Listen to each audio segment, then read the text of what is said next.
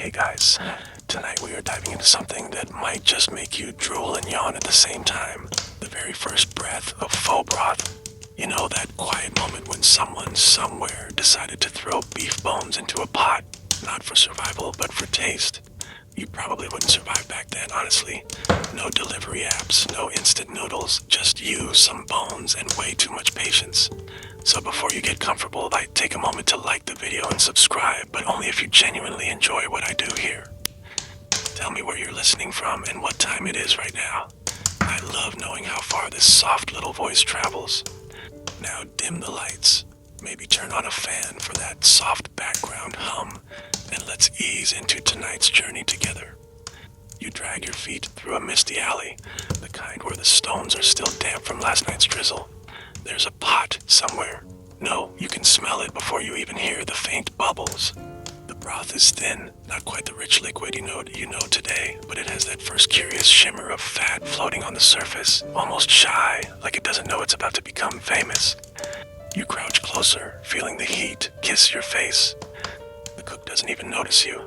He's too busy poking at the bones with a stick, his brow furrowed as if he's solving some unsolvable puzzle. This is Hanoi, late 19th century. French colonial boots stomp somewhere far away, but here in this little corner, someone is breaking a quiet rule. Beef isn't for common folks. Pork, chicken, yes, but beef, too fancy, too foreign. You watch as he scrapes marrow from the bone, thick, golden, clinging reluctantly like a secret.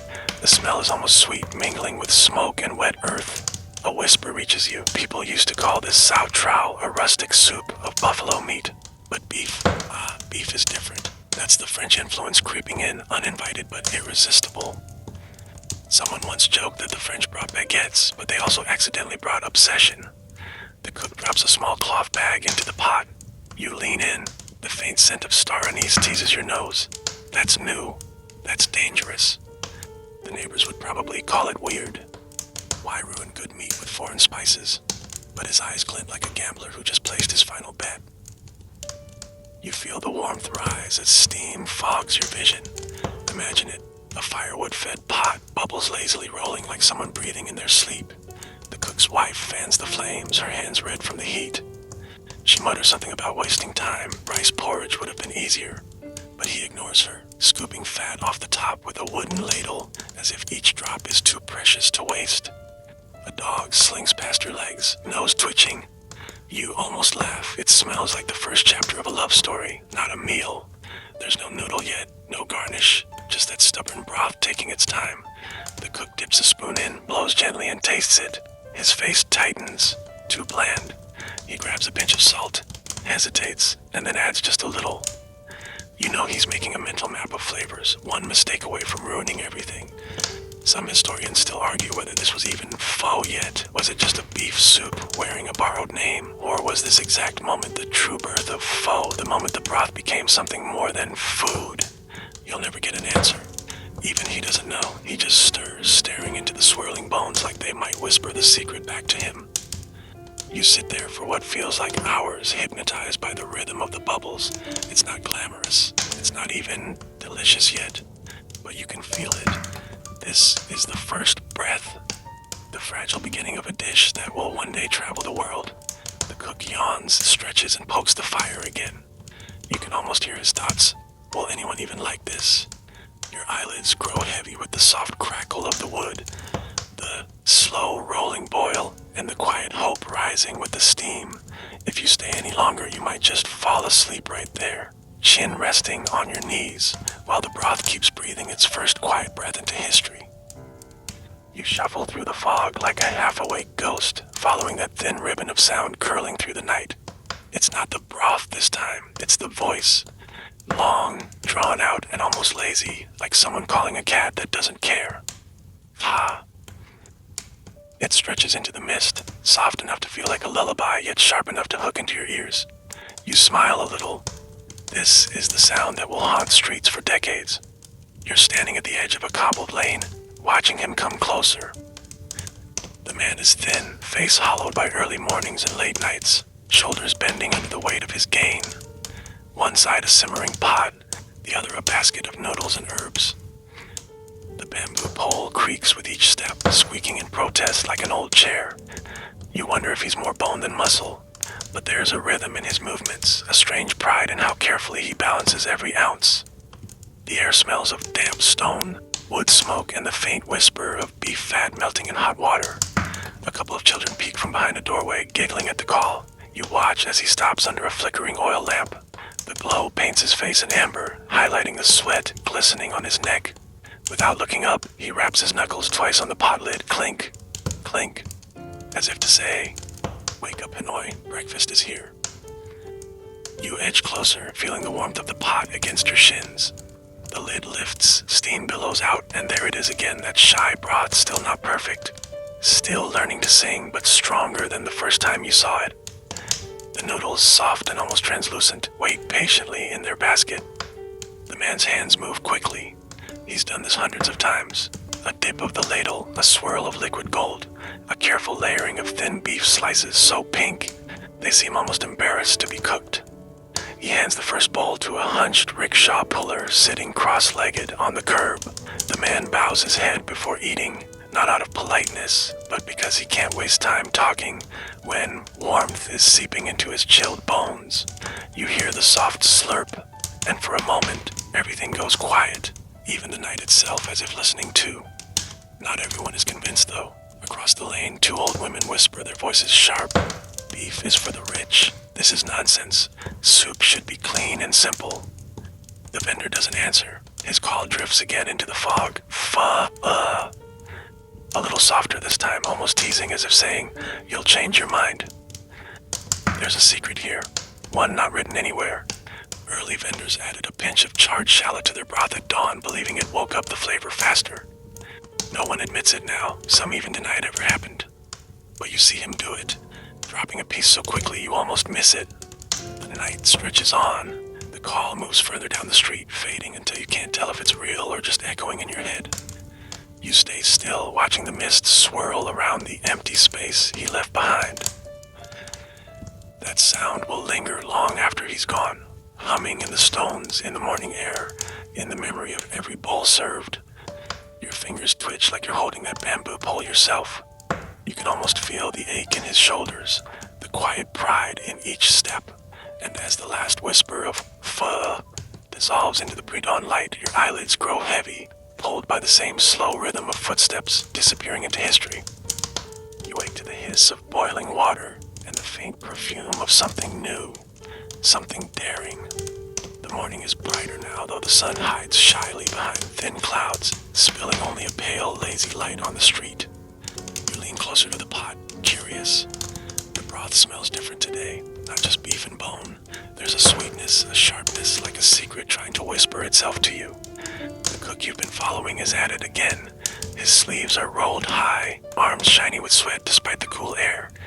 He lifts a small cloth pouch tied tight with string. You catch a whiff before he drops it in.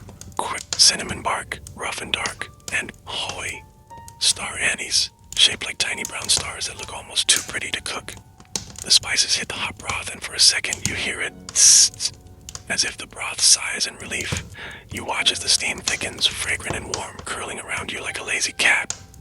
The vendor's face shows no excitement, only focus, but his hands tremble slightly. This is not just cooking. This is rebellion. You can almost hear the voice of his mother in his head, scolding, "Why would you waste expensive spices on street food? Save them for weddings." But he doesn't stop. He dips a wooden spoon into the pot and tastes carefully, his lips pressed tight. Not perfect. He grabs a small rock of palm sugar, crushes it between his calloused fingers, and lets it fall like gold dust into the swirling broth. You notice his hesitation. He knows some will laugh at this, but the moment the sugar melts, the smell deepens, richer, rounder. Your stomach growls quietly, betraying you. Across the street, a young man in a faded military jacket takes a tentative sip from his bowl, eyes widening just a little. You can almost see the thought form in his head. This tastes different, better. But he doesn't say it out loud. People aren't ready to admit yet that something as humble as street soup can change. There's a rumor you remember hearing once that the first man to add star anise to beef broth was copying a Chinese spice merchant who claimed it made meat taste like it had secrets. Historians still argue about that. Some swear the vendor learned it from French cooks experimenting with bouillon. Others insist it was pure Vietnamese ingenuity, a happy accident of curiosity. No one agrees, and maybe no one ever will. The vendor stirs slowly, eyes half closed as if listening to the broth hum back to him. You notice how he leans in, almost whispering to it, like it's alive.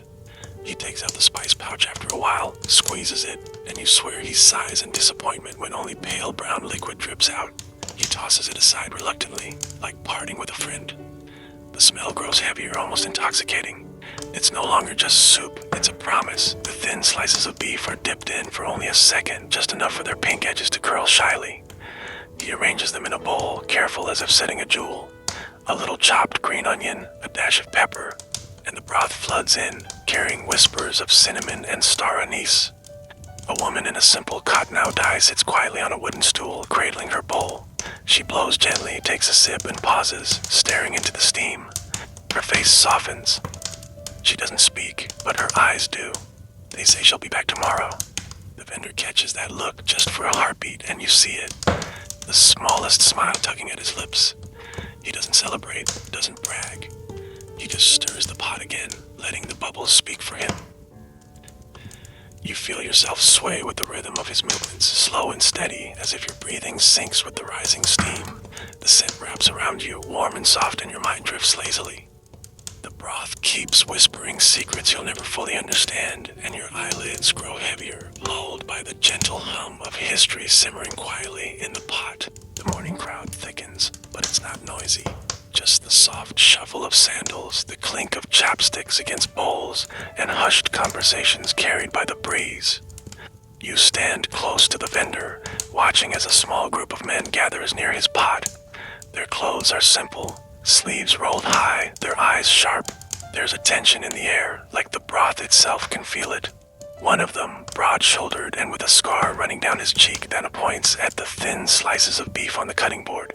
Too thin, he grumbles, his voice like gravel. The meat loses its flavor when you shave it like that. Another man, slimmer with a pair of round glasses slipping down his nose, shakes his head. No. Thin slices drink the broth faster. The meat becomes tender, not chewy.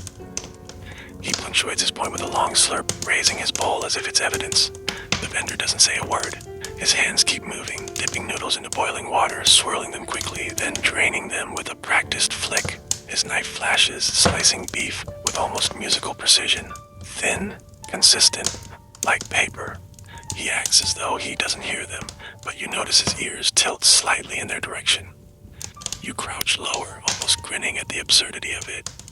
These men are arguing like scholars debating philosophy, but over beef thickness. You can't help but think how modern food critics would love this.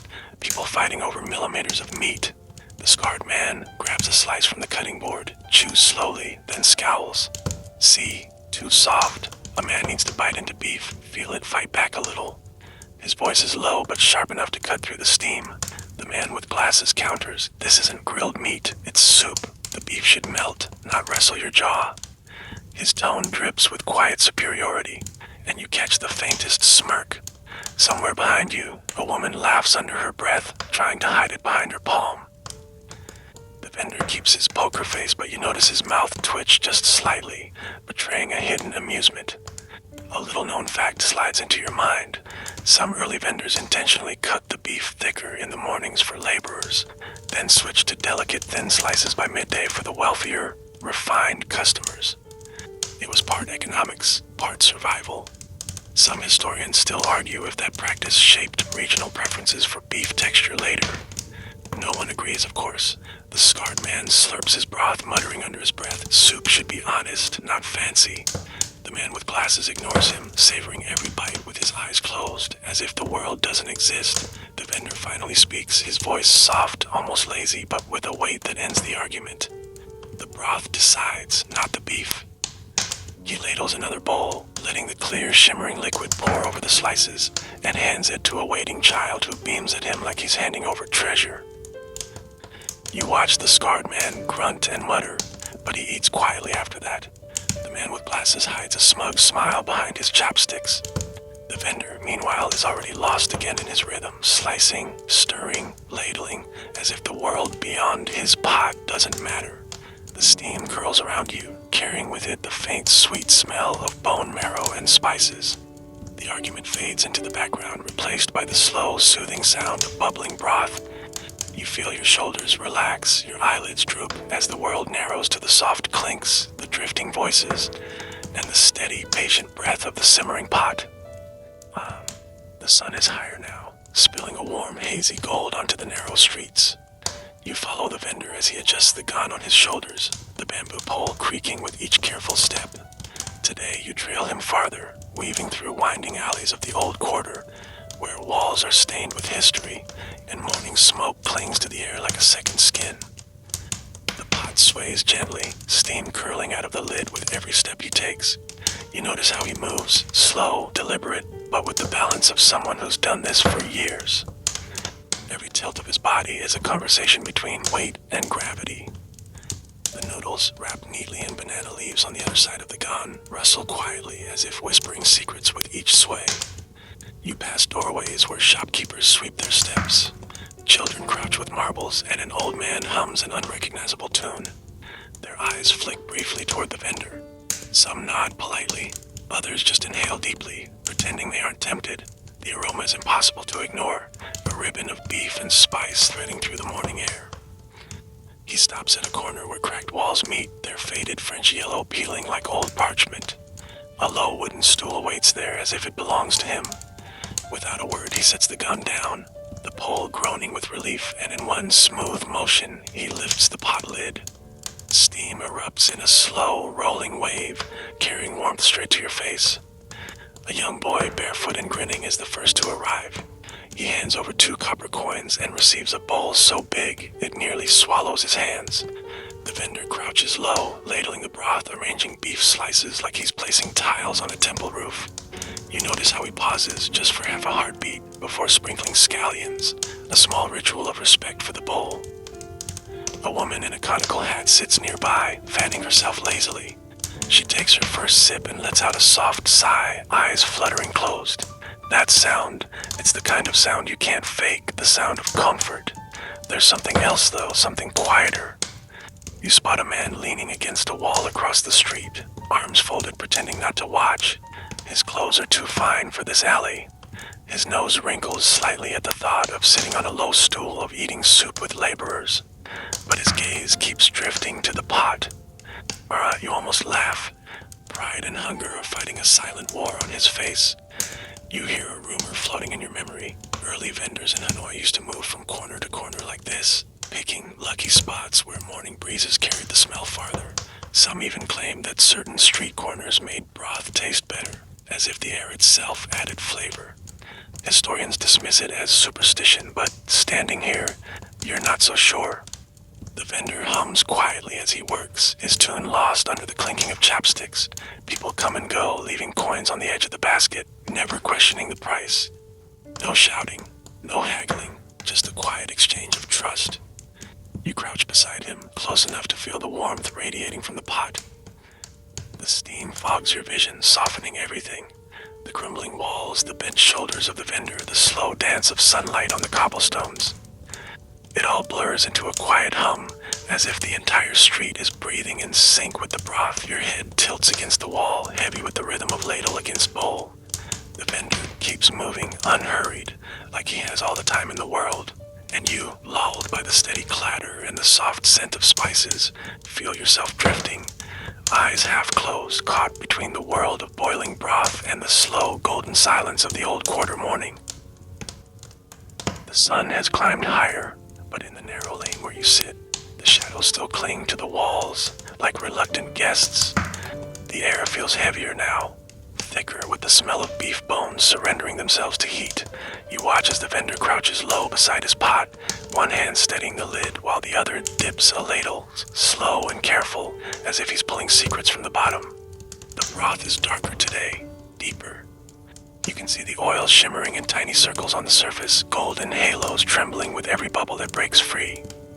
He tips the ladle, letting a single drop slide back into the pot. It falls with a soft clink, so quiet you almost miss it, but to him, it's everything. His eyes narrow, reading that one droplet the way a fortune teller reads tea leaves. He lowers his face close to the steam, inhaling with closed eyes. You catch the faintest smile flicker at the corner of his lips, tiny but full of pride. He takes a small porcelain spoon, dips it in, and lets the liquid cool just enough before tasting. His expression doesn't change much, but you notice the subtle shift in his shoulders, a barely there sigh of satisfaction. The broth isn't just food anymore, it's something sacred. There's a weight to it, as if every bone in that pot has given up a piece of its soul. An old man with a walking stick sits nearby, watching with a quiet reverence. "You don't rush good broth," he murmurs, almost to himself.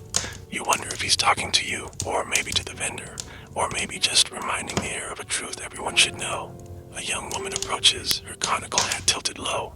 She hands over a few coins, and the vendor nods without a word.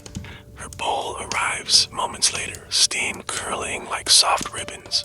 She takes a sip, and for a second her serious face softens, her eyelids lowering as if the warmth just melted something cold inside her.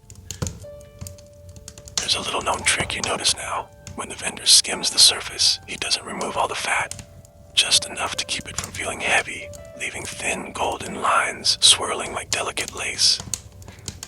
Some early vendors believed the broth should have just enough shine to catch sunlight, but not enough to blind it. It's silly, but looking at the pot, you get it. Two young men sitting across from you whisper to each other. One points at the pot, his voice low but full of awe. How does he keep it so clear? The other shrugs, muttering something about witchcraft. Historians still argue over whether early pho vendors learned the art of skimming from French chefs or figured it out on their own. Either way, the clarity of the broth is already becoming a silent badge of honor. The vendor works quietly, his hands moving with the patience of someone who knows every tiny action matters. He tilts the pot slightly, peering into its depths as if checking for some hidden truth. You realize he's not just cooking, he's listening. Listening to the way the bubbles rise, to how the steam smells different when it's ready. The street hums softly around you. Chopsticks tapping bowls, quiet slurps, the rhythmic thud of a distant cleaver. But near the pot, it feels slower, almost hushed, as if everyone instinctively lowers their voices in respect. You rest your chin on your knees, eyes half closed, letting the warm mist kiss your face. The vendor dips the ladle again, skimming just the faintest layer of fat with practiced grace, like an artist wiping a brush. The bubbles rise, burst, and settle in a slow, steady rhythm. And you, sitting there with the smell of beef and spices wrapping around you like a blanket, feel your own breathing fall in line with that rhythm. Slow, even, peaceful. The pot keeps whispering its soft secrets, and your mind begins to float, weightless, on the quiet waves of steam. The afternoon light softens as you sit closer to the pot, the steam curling around you like a lazy ghost. The vendor leans over his broth again, but this time there's something different. He's adding bones, not just any bones. You watch as he places them carefully, almost ceremonially, into the bubbling liquid. These are long, hollow, sun-ong marrow bones, smooth and pale, with thick ends like knuckles. You can almost feel the weight of them in your own hands. The sound they make when they sink into the broth is subtle, a muffled glug, but it feels heavier than it should, as if the whole pot just agreed to take this seriously. There's a whisper you've heard before, something not many talk about. Early vendors, especially in the outskirts of Hanoi, often traveled miles to get bones from a particular breed of cattle raised in Sun Tai. The marrow from those bones was said to be richer, silkier, almost sweet. Some even claimed they could taste the difference between a Sun Tai bone and a regular one just by sipping the broth. Historians still roll their eyes at that story, but here, watching the vendor handle those bones with reverence, you're not so sure it's a myth. He cracks one slightly, tapping it against a wooden board before dropping it in. A tiny swirl of creamy fat escapes, immediately dissolving into the soup like a secret being swallowed. The smell deepens, not louder, not stronger, but rounder, like a low note humming beneath the surface of a song. A boy sitting nearby watches with wide eyes, his elbows resting on his knees. "Is that special bone?" he asks softly. The vendor only nods, stirring slowly. The boy leans closer, lowering his voice as if sharing a secret with himself. "It smells like it's smiling." You almost laugh at the odd choice of words, but he's right. The scent feels warmer, almost friendlier somehow. The vendor doesn't answer, but you catch the way his mouth tilts just slightly upward. His hands move with almost parental care, making sure no bone knocks too hard against the others, as if afraid of bruising them. You notice something else now. The broth has lost its earlier wildness. It's calmer, smoother, the bubbles rolling gently instead of leaping to the surface. It's as if the pot itself has settled into a quiet confidence. The woman from earlier, the one who sighed over her first sip, returns with a small smile, holding out her coins without a word. The vendor nods, ladles the broth, and you catch the way it glides into the bowl. Silky, golden, almost shimmering under the sunlight. Another customer mutters, "What's he putting in there?" It tastes different lately. His friend shrugs, half whispering, "Maybe it's the marrow. My uncle says only real pho masters use the marrow right." The vendor keeps silent, as always. But his hands, steady, slow, almost tender, answer for him. You can tell he knows exactly what he's doing, even if he'll never say it out loud. The air grows warmer as the sun tilts, and you feel it too, that subtle, soft richness floating in the steam, coating your skin like a thin, invisible balm. You lean back slightly, closing your eyes, letting the scent and the quiet sounds lull you. The pot bubbles softly like a deep, patient breath.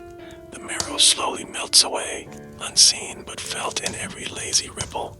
Your mind drifts with it, slipping into the same slow rhythm, heavy-lidded and calm, as if you too are sinking gently into the warm depths of that golden broth.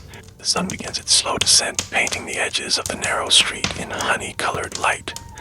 You follow the vendor again, his steps measured, the gun creaking like an old song.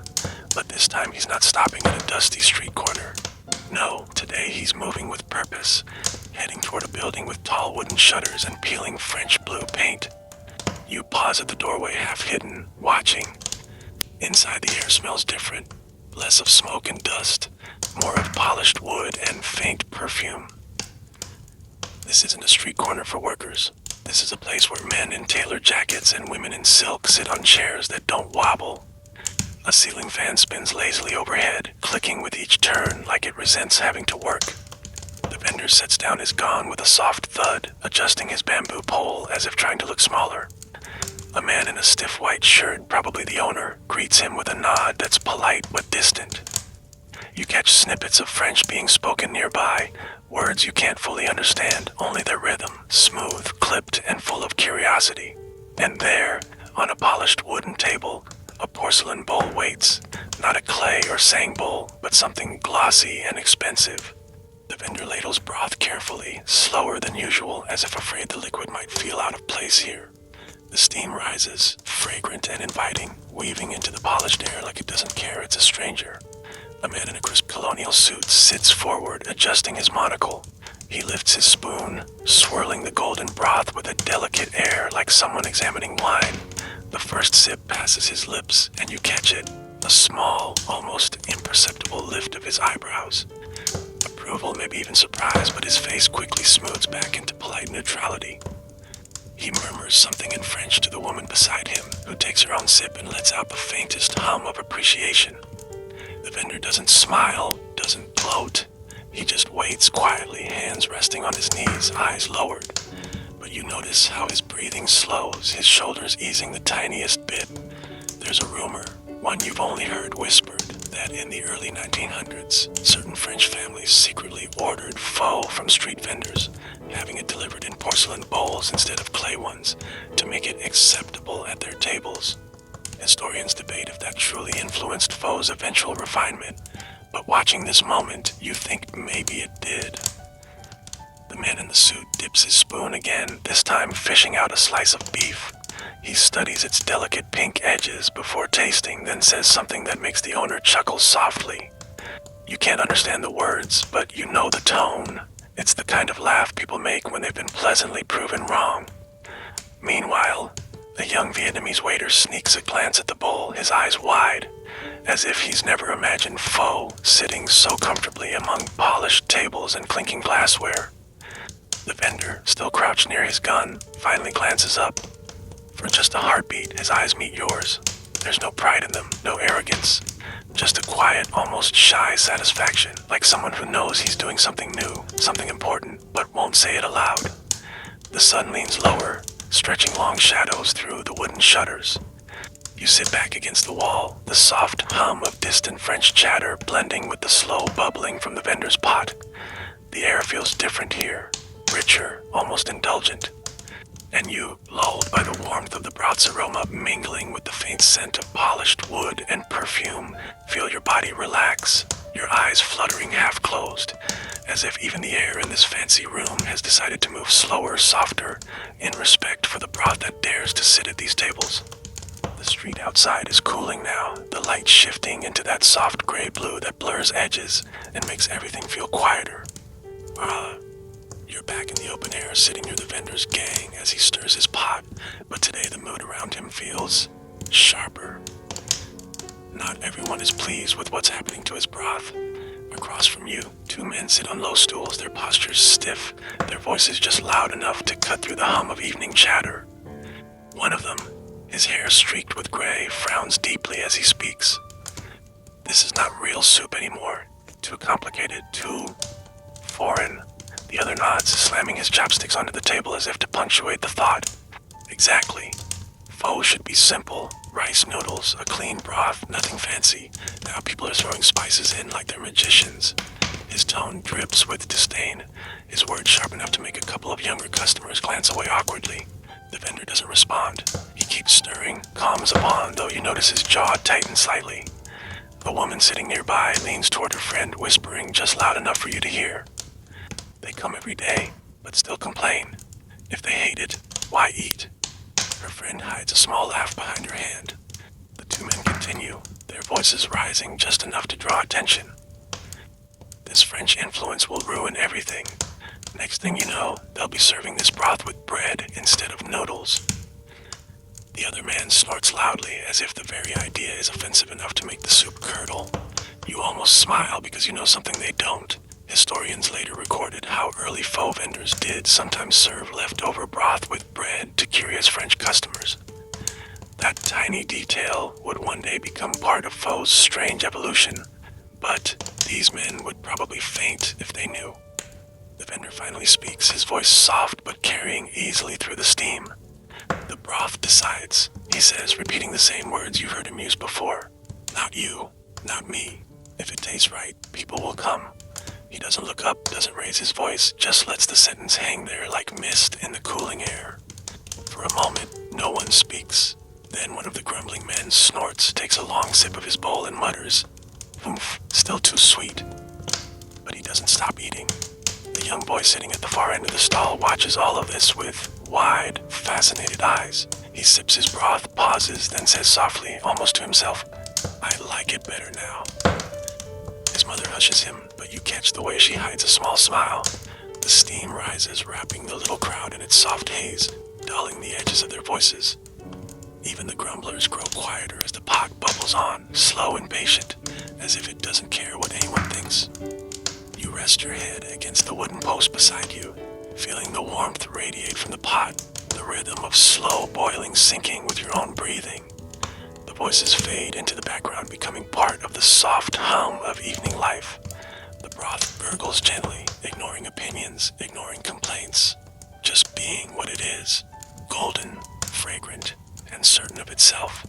You let your eyelids droop, the faint arguments melting into the background like distant chatter in a dream, while the pot keeps its steady, comforting breath. The first light of dawn creeps over the rooftops, spilling a pale silver glow across the cobblestones. You're already awake, sitting on a low wooden stool at the edge of the street, waiting. The air is damp, still clinging to the coolness of night, but there's a soft hum of life beginning to stir. Somewhere nearby, a rooster calls half-heartedly, as if even it isn't ready for the day yet. Then you hear it. His footsteps. The vendor appears from the mist, again balanced carefully across his shoulders, each step perfectly measured to keep the broth from spilling. The bamboo pole creaks in rhythm with his breathing. He doesn't call out yet. The streets aren't awake enough for his voice. He stops under the weathered arch of Kwanchung, the ancient city gate. Its old bricks loom above him, dark with age, cracked but proud, holding on to centuries of stories. Steam curls from his pot, wrapping around the arch like incense, as if bowing to history itself. You sit closer now, feeling the quiet reverence of this place. The gate watches silently, its stones damp with dew, as if it knows this humble soup will one day carry Hanoi's name far beyond these walls. The vendor sets his gun down with a soft thud, adjusting the pot lid. The first customers arrive, rickshaw pullers, their faces lined with fatigue, shoulders sagging from night work. They sit cross-legged, their breaths misting in the cold air. He serves them quickly, no wasted movements, ladling broth with the same care he'd give to a porcelain bowl. The smell drifts lazily through the morning fog, rich, warm, faintly sweet with star anise. A rickshaw puller takes his first sip, his hands cupping the bowl as if it's a small fire. He exhales deeply, steam mingling with his breath, and for a moment the exhaustion leaves his face. A group of children appear next, barefoot, carrying coins tightly in their fists. The vendor gives them smaller portions, smiling just a little when one of them whispers, "Thank you, uncle." He doesn't reply, just ruffles the boy's hair lightly before turning back to his pot. The gate stands above all of this, silent and unchanging.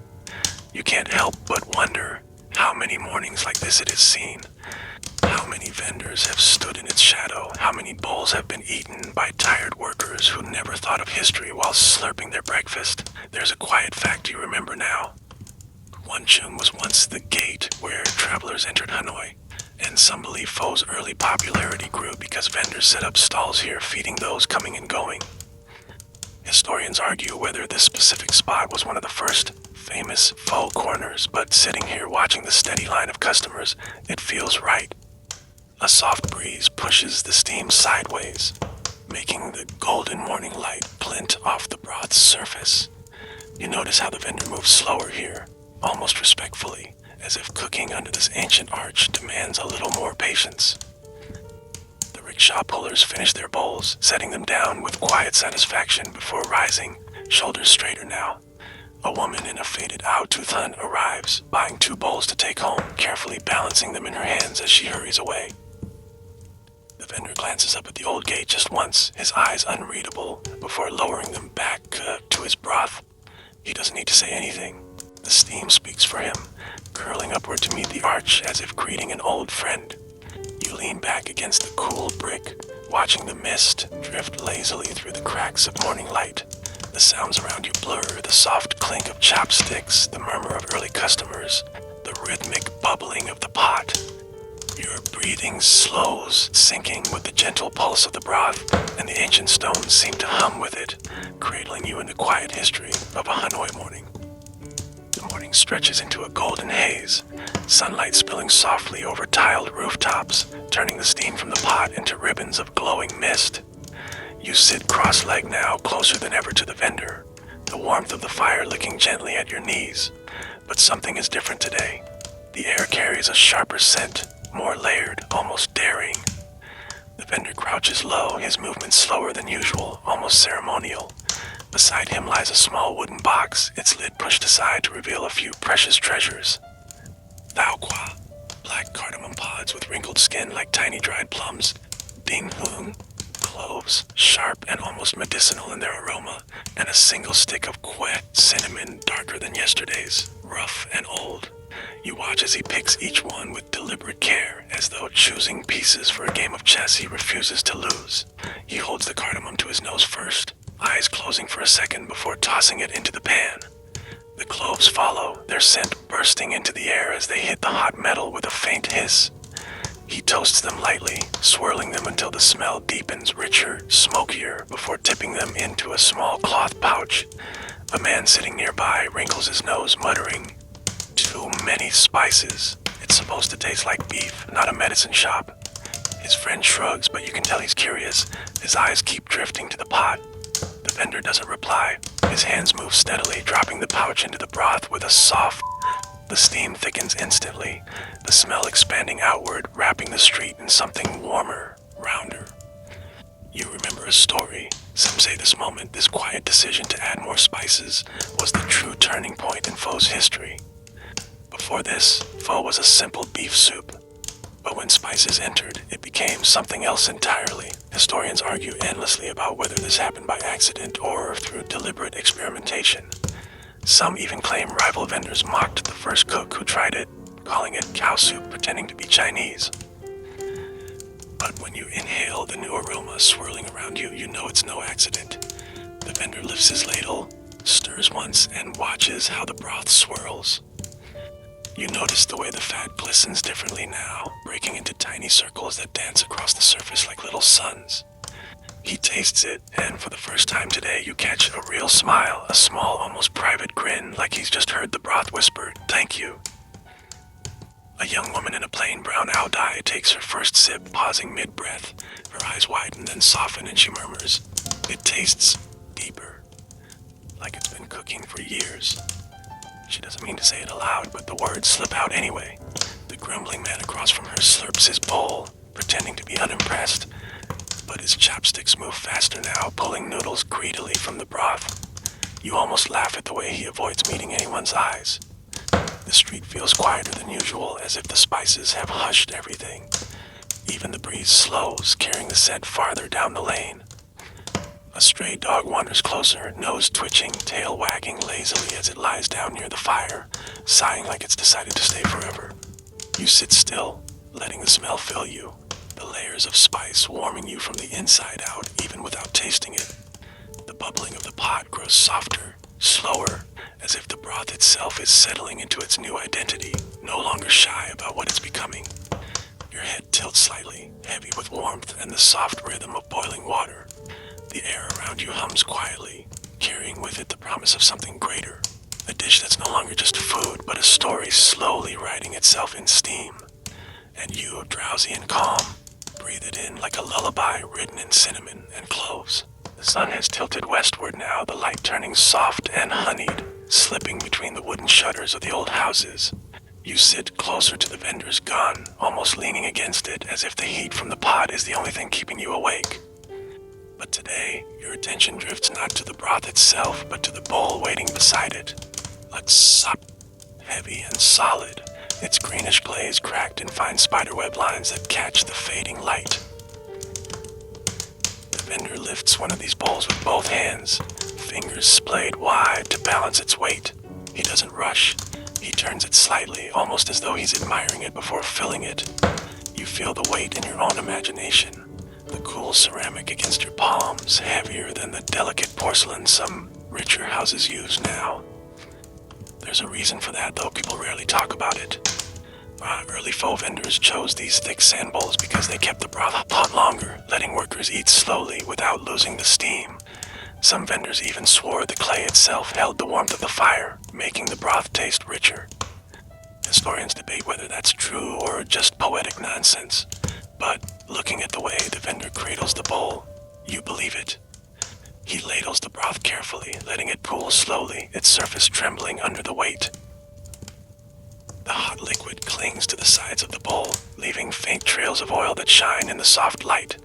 He places noodles gently, then arranges the thin beef slices almost reverently, as if setting stones into a temple foundation. An older woman, her hands rough and veined, accepts the bowl with both hands, bowing her head slightly before sitting. She blows on the broth once, then takes a careful sip. Her eyes close briefly, her shoulders loosening as warmth travels through her. You can almost feel it too, the way the heat would seep into your chest, slow and soothing, as if the heavy clay itself is giving you comfort. Across from you, a younger man complains quietly, tapping his fingers against his own bowl. Why not use the lighter kind? Porcelain looks nicer. His companion laughs, replying, "Porcelain? What for? You think this is a party? This bowl could survive falling off a cart. Yours would crack before you even taste the broth." The vendor says nothing, just smirks faintly, his ladle moving in its calm rhythm. You pick up one of the bowls nearby, testing its weight. It's solid, grounding, almost stubborn, as if it refuses to let you forget that this is a meal for real people, not a fancy indulgence. The clay radiates heat, warming your fingers in a way that feels strangely alive. The soft hum of conversation fades into the background as the sun lowers further, painting the steam in streaks of orange and gold. The bowls clink gently as customers set them down, each sound muffled by the heavy ceramic, giving the street an oddly cozy silence. The vendor wipes his hands on his apron, glancing at the stack of empty bowls beside him. Their edges are chipped in places, their glaze worn smooth by years of washing, but they sit there proudly, lined like quiet soldiers who've seen too many mornings.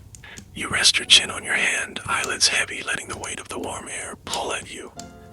The bubbling of the pot slows into a steady, soothing rhythm, and the heavy bowls around you seem to hum with it as if holding on to every story, every sip, every quiet morning they've witnessed. The world softens as you sit there, surrounded by clay and steam, drifting on the quiet promise that this simple weight, the weight of a heavy sand bowl cradling hot broth, might just be the most comforting thing in the world. The evening light stretches long and soft as you sit quietly by the vendor's gone. The pot still simmers, though the rush of the day has faded. He moves slower now, his steps careful as he lifts the bamboo pole again, settling it across his shoulders. But today feels different. The air carries a restless energy, like something is about to change. You follow as he walks toward the busy train station, the sky streaked with the last golden rays of daylight.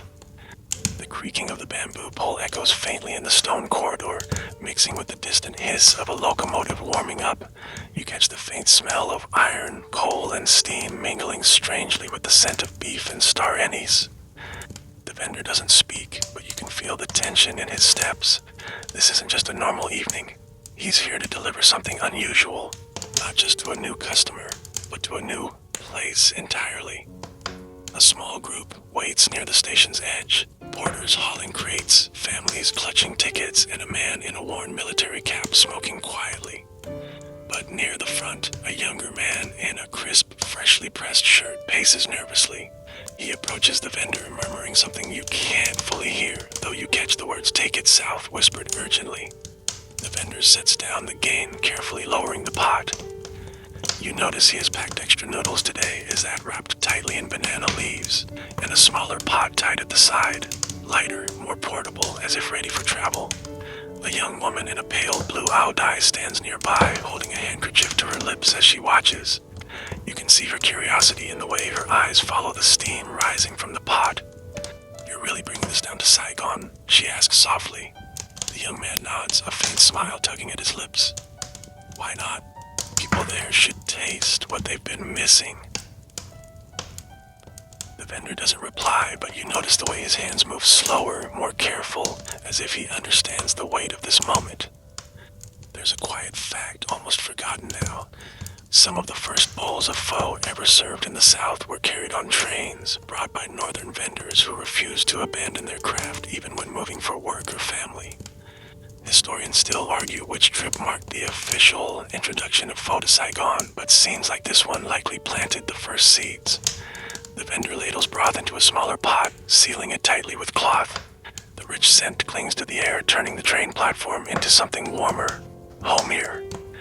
People passing by glance over, noses twitching, some pausing just long enough to stare. A porter walks past, muttering with a grin, "They'll never eat it down there. Too plain for them. Southern folks like sweetness." But his grin falters as he leans closer, inhaling deeply before moving on reluctantly. The young man takes the pot with careful hands, his grip steady despite his excitement. He glances at the vendor and murmurs, "They'll love it, I promise." The vendor only nods, his expression unreadable, though his eyes soften just slightly. The train whistle blows, a long, low call that seems to stretch through the cool evening air. The young man boards quickly, carrying the pot as if it's something fragile, something sacred. You watch him disappear into the carriage, steam trailing faintly behind him like a ghost of the meal waiting to be shared hundreds of miles away. The vendor stands there for a long moment after the train leaves, his skin lighter now, the pot still half full but feeling strangely empty. He doesn't smile, doesn't speak, just lifts the bamboo pole back onto his shoulders and turns toward the quiet streets.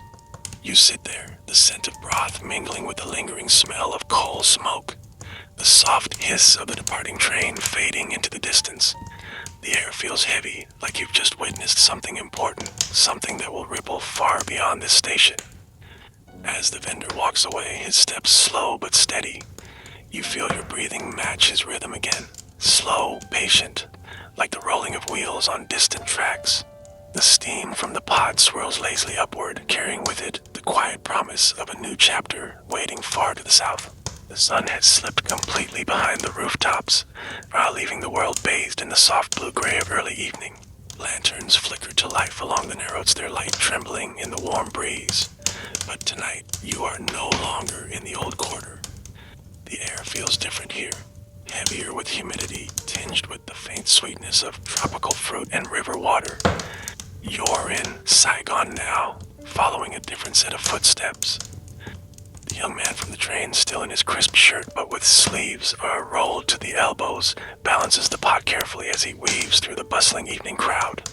The streets hum with life, vendors shouting, bicycles clinking past, and the distant strum of a Dan guitar from a riverside cafe.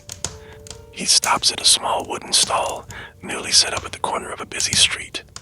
The pot is lowered onto a makeshift fire, and the lid lifts with a soft hiss.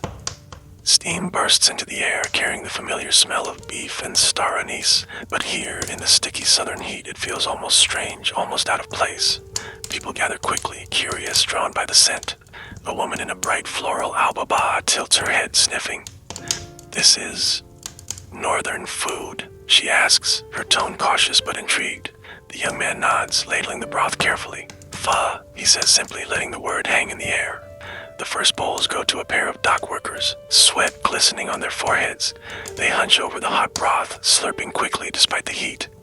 One of them pauses after the first bite, his brow furrowing. "Good," he says, finally nodding. "But it could use more. Something." His friend grins, finishing for him. Sweetness. Southern people like things sweeter. The young man doesn't argue, just watches quietly as they finish their bowls. But you can see the thought forming in his mind, and then it happens. A local woman, her stall just a few steps away, approaches with a handful of fresh herbs, basil, sawtooth, coriander, even a sprig of mint, and lays them on the counter with a teasing smile. "Try it like this," she says, her tone both playful and certain. The young man hesitates but gestures for her to add them. She tears the herbs quickly, tossing them into the bowl. The fragrance changes instantly, brighter, fresher, with the sharp green note of basil cutting through the warm, rich broth. She hands the bowl to a waiting customer who takes a sip and lets out a pleased hum. The young man watches closely, his eyebrows lifting slightly. You almost see the moment the idea clicks in his head. Saigon Pho wouldn't just copy Hanoi's, it would grow its own voice. A little-known fact surfaces in your memory.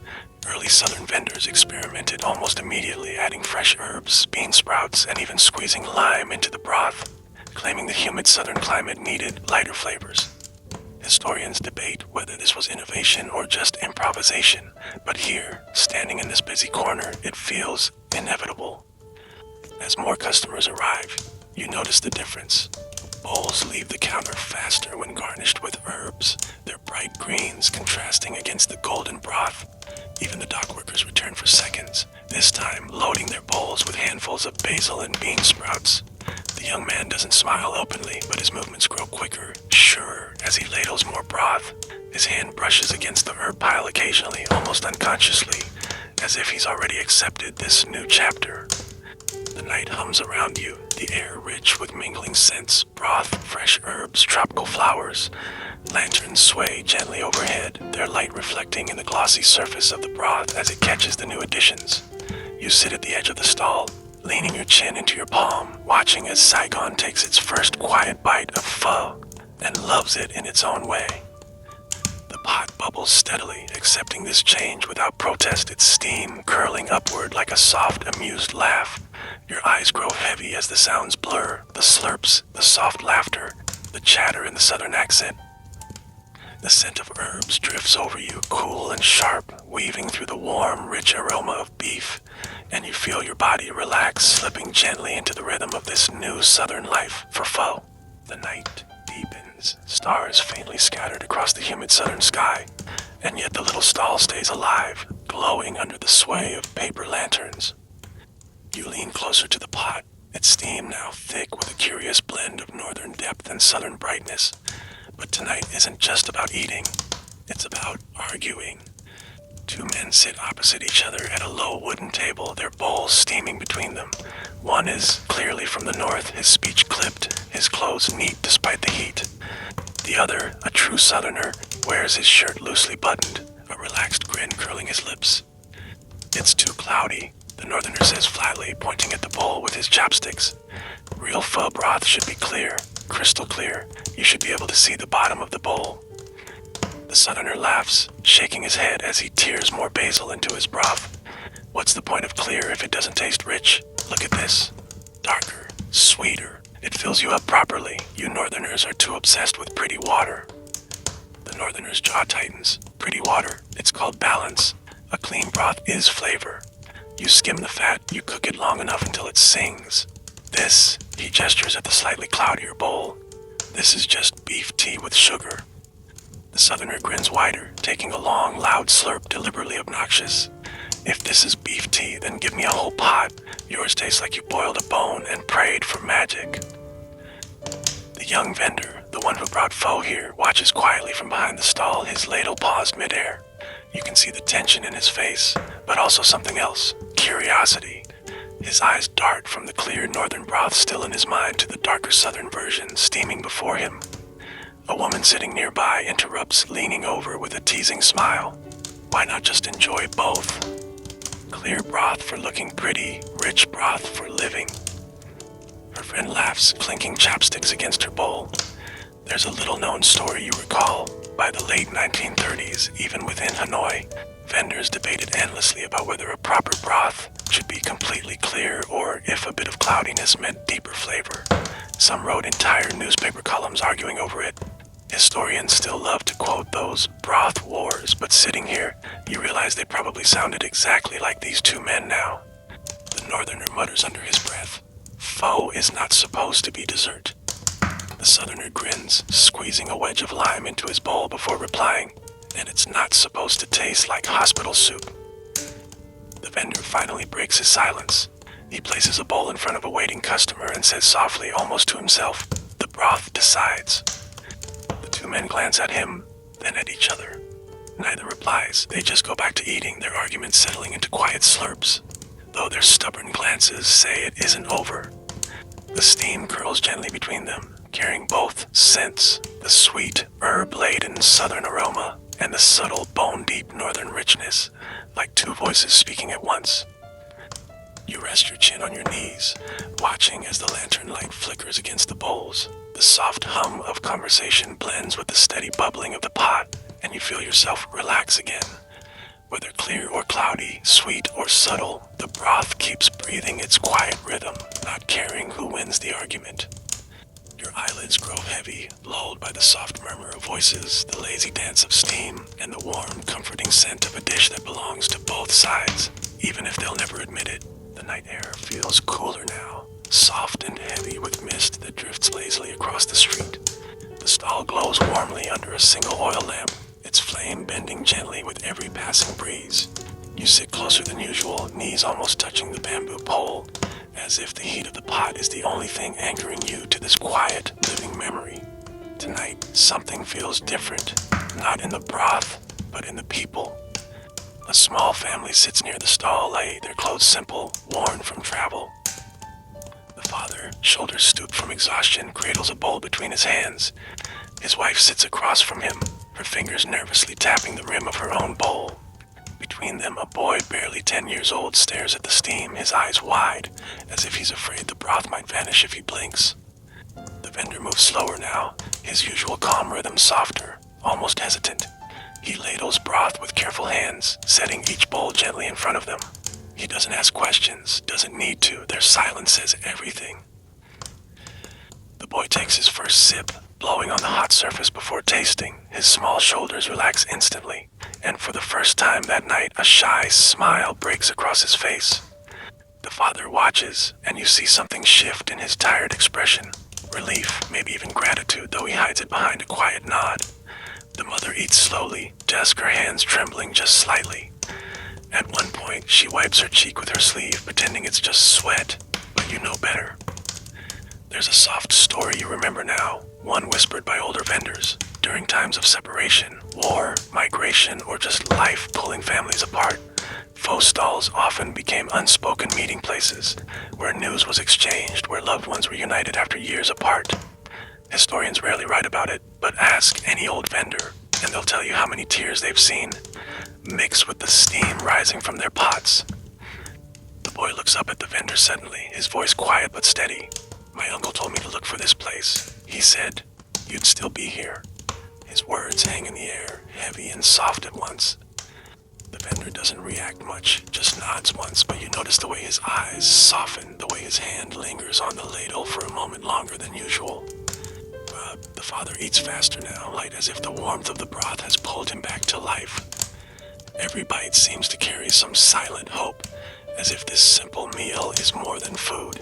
It's a reminder that they've made it this far, that they're still together. A young man sitting nearby whispers to his friend, "Funny, isn't it, how something as simple as soup can hold so many stories?" His friend nods, stirring his bowl thoughtfully.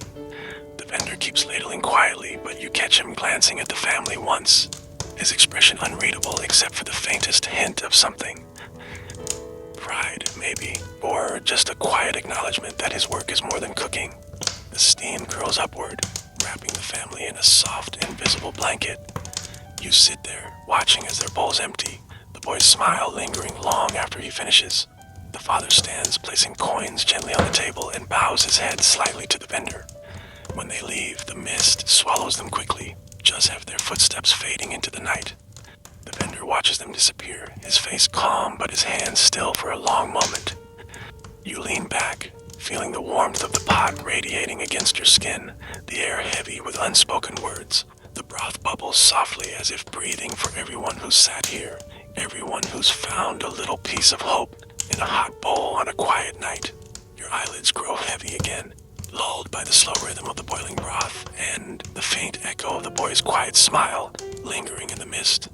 The dawn creeps in reluctantly, a pale gray light seeping through the mist as if the sun itself isn't ready to wake. You sit hunched near the vendor's gun, the fire under the pot glowing low and orange, fighting against the morning chill. But today, the broth smells different. Lighter, thinner, as if it's holding back a secret. The vendor works more quietly than usual, his movements slower, heavier. His pot, normally rich with beef bones and golden fat, holds a humbler mix now. Smaller pieces of meat, more vegetables, and you notice with a pang of surprise, thin slices of sweet potato bobbing on the surface. The customers arrive gradually, their faces drawn and pale.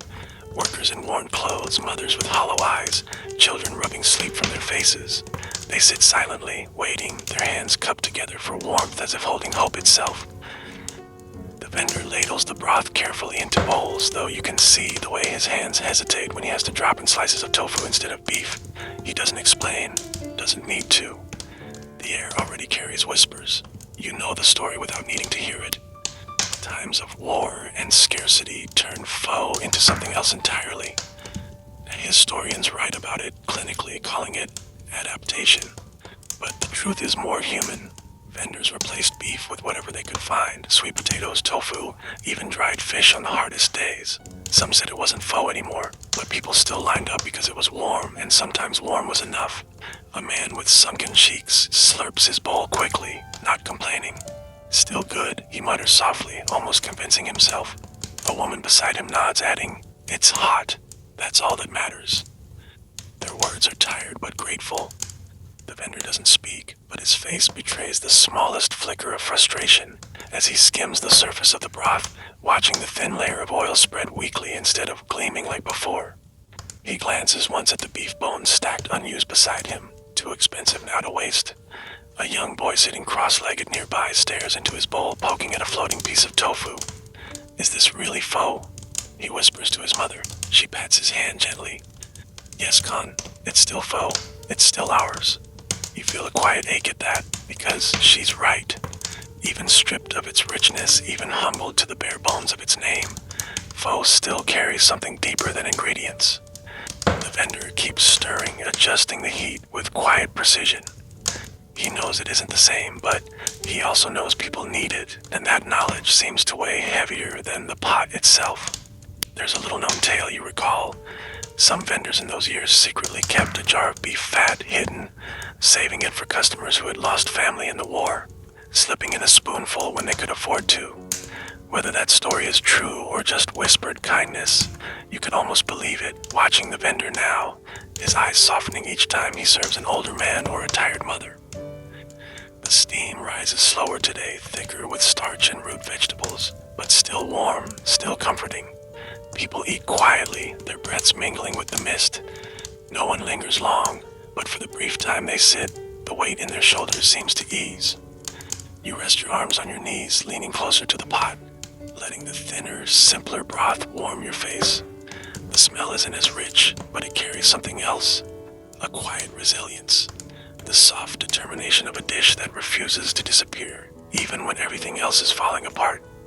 Your eyes grow heavy as the mist thickens again, curling softly around the tired faces, the chipped bowls, and the quiet hum of the pot still bubbling, still breathing, still holding on. The sun hangs pale and weak behind a thin veil of clouds, casting everything in soft, muted light. You sit close to the vendor's stall, the steam rising steadily from the pot, wrapping you in a cocoon of warmth. But today there's a different energy in the air, quieter, more secretive. The vendor's movements are precise, but his eyes dart around as if making sure no one is watching too closely. He crouches lower than usual, a small wooden box beside him. Inside, tucked under a faded cloth, are little bundles wrapped in banana leaf. He peels one back carefully, revealing spices, crushed shallots, a pinch of roasted cardamom, and something you almost miss, a tiny cloth packet of black peppercorns, crushed but not powdered. He glances once over his shoulder before slipping the mixture into his hand. You watch as he curls his fingers around it almost protectively before letting it fall into the pot in one smooth motion. The scent changes instantly, deepening, but subtly, like a whisper only the broth can hear. A woman sitting nearby notices, narrowing her eyes slightly. She leans closer to the man beside her and whispers, "Did you see that? He's hiding something. My uncle says good vendors keep secrets in their hands, never in their pots." The man grins, murmuring back, "Of course they do.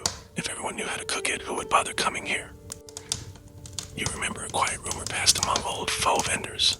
The best cooks never revealed their full recipe. Some would even pretend to drop spices by accident, hiding the real key ingredients in their palms until the very last second. Historians sometimes scoff at these tales, but here, watching the vendor's deliberate movements, you know it's true. He tastes the broth with his usual slow precision, his face unreadable.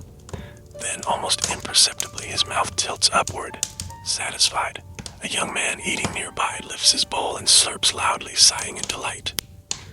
"How does he make it taste like this every time? My wife tries, but it's never the same." His friend shrugs, because he knows something we don't.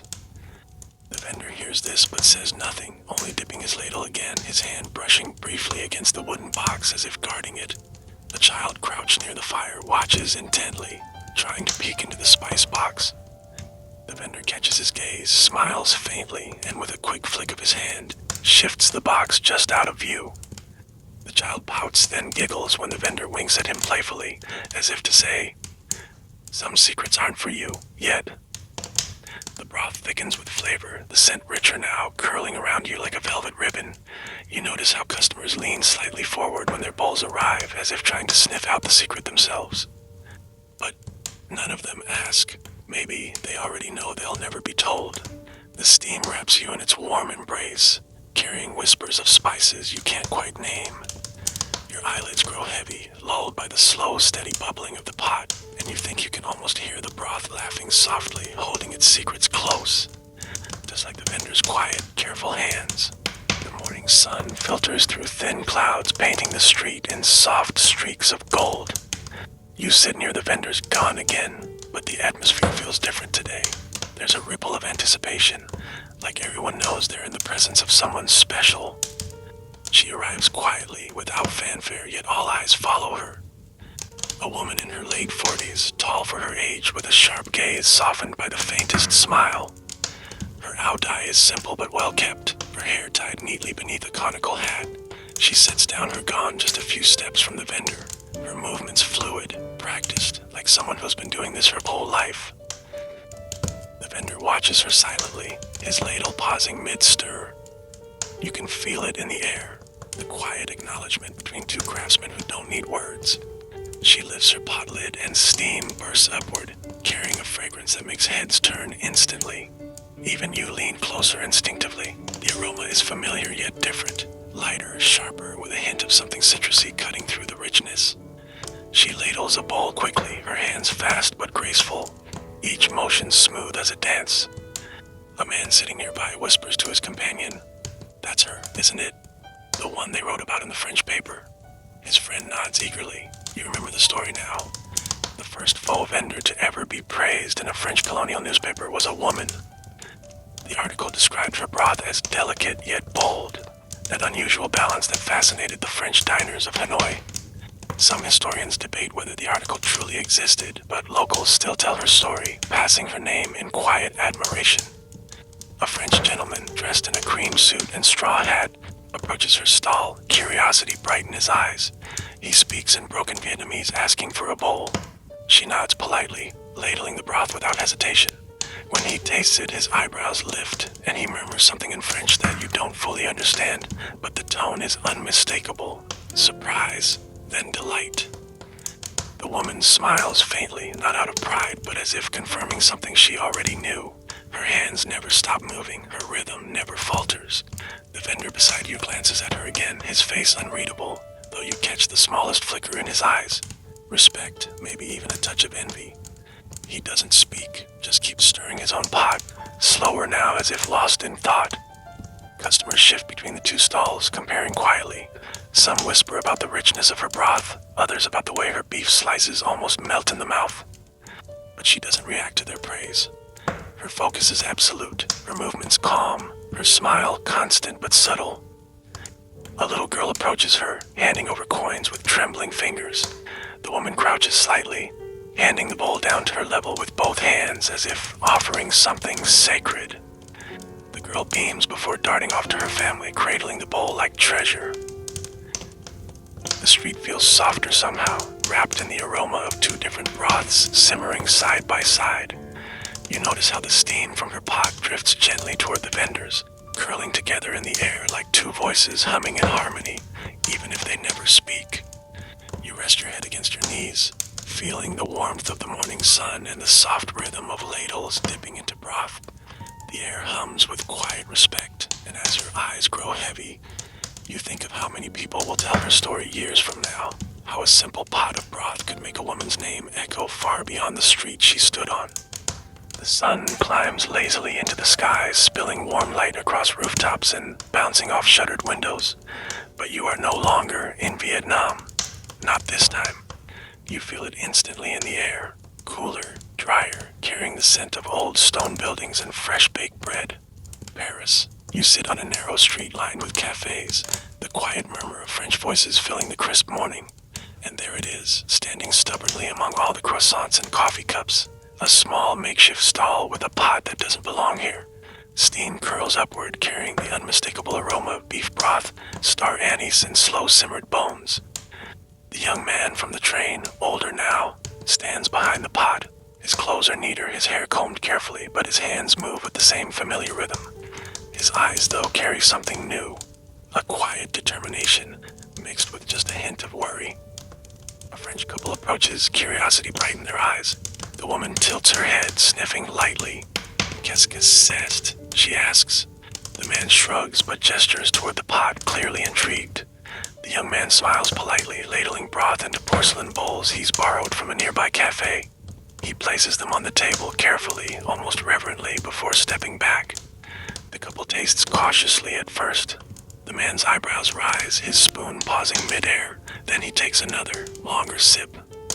The woman closes her eyes for a moment, letting the warmth spread through her. She murmurs something soft and approving, and the young man exhales quietly as if releasing a breath he's been holding since he set up the stall. There's a rumor you've heard. The first pho ever served in Paris came from a vendor who set up his stall near a cafe, trading bowls of broth for leftover bread to save on costs. Some say he even dipped baguettes into the broth to lure curious French diners. Historians argue about whether this story is true, but You can almost see it happening right now.